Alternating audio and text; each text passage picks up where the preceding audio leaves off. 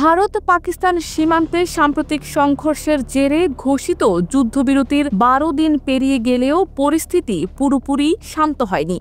জম্মু ও কাশ্মীরের পেহেলগামে গত ২২ এপ্রিল বন্দুকধারীদের হামলায় অন্তত ২৬ জন নিহত হন।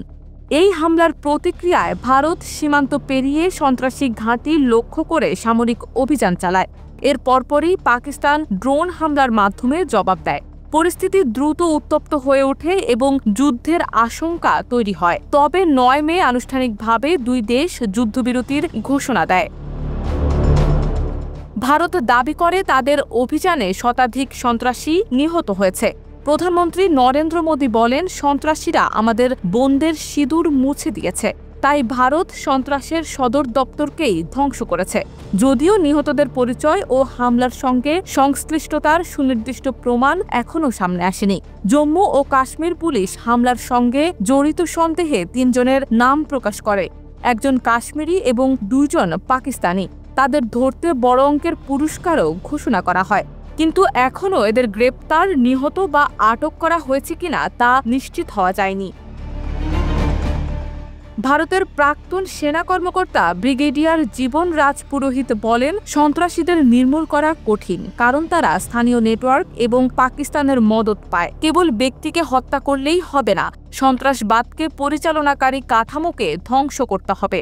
এদিকে সীমান্তে বেসামরিক হতাহতদের কোনো সরকারি হিসেব প্রকাশ করেনি ভারত।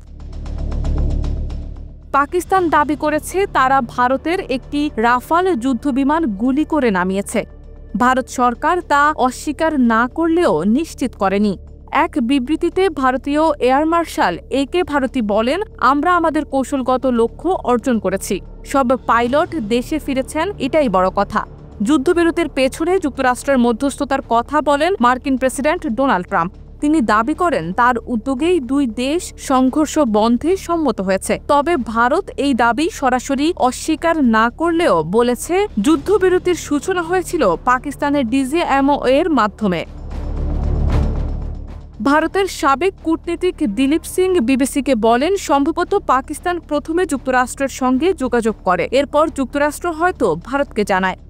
ভারত বলে, আমরা প্রস্তুত, তবে পাকিস্তানকে প্রথম এগোতে হবে। এরপরই ডিজিএমও পর্যায়ে আলোচনা হয়।